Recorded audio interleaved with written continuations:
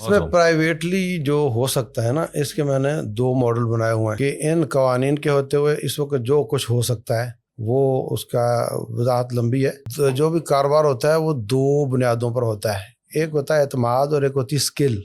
انہی کی بات کو میں آگے بڑھاتا ہوں. اعتماد اور اسکل.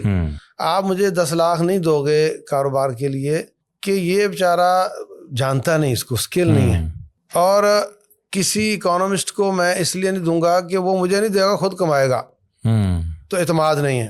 تو اعتماد اور اسکل جب جمع ہو جاتے ہیں تو پھر کاروبار پنپتا ہے. اگر جتنے بھی ایک امام مسجد کو لے لیں، ایک مدرسے والے کو لے لیں، ملا و پیر کی بات کر رہے تھے، وہ اس کے پاس لوگ آتے ہیں، جی بیوہ ہے جی 60 لاکھ ملا ہے، اس کو کیا کرے، یہ سود پر نہ رکھے تو کیا کرے. 60 لاکھ والے آتے ہیں. اس کے پاس 10 تاجر ایسے ہیں جو بہت اچھے کاروبار چلا رہے ہیں. جلتی پہ لکڑی رکھنا آسان ہوتا ہے نئی جلانے سے. وہ کہہ رہے ہیں یار کاش میرے پاس اتنا پیسہ ہوتا تو میں اتنا خام مٹیریل لے لیتا تو مجھے اتنا فائدہ ہو جاتا، اور میں یہ کر لوں. جو بینک سے جو لے رہا وہ، تو میں بطور ایک عالم دین یا مفتی یا پیر، میں یہ 60 ریٹائر لوگوں سے لے کر اس کو میں اکٹھا کر کے کہوں کہ میں ضامن ہوں، کرو کاروبار. اور اس کو مزید قانونی اس میں بھی لایا جا سکتا ہے تاکہ کوئی مسنگ نہ ہو ایسی. تو یہ مختصر بات ہے. مختصر بات میں یہ ہوتا ہے کہ بس اوقات بات نہیں سمجھ آتی، لیکن اس کا پورا ماڈل ہے. تو اس طریقے سے ہم جوڑے بناتے جائیں، چھوٹے چھوٹے یونٹ بناتے جائیں، تو یہ بہت اچھا کام چل سکتا ہے.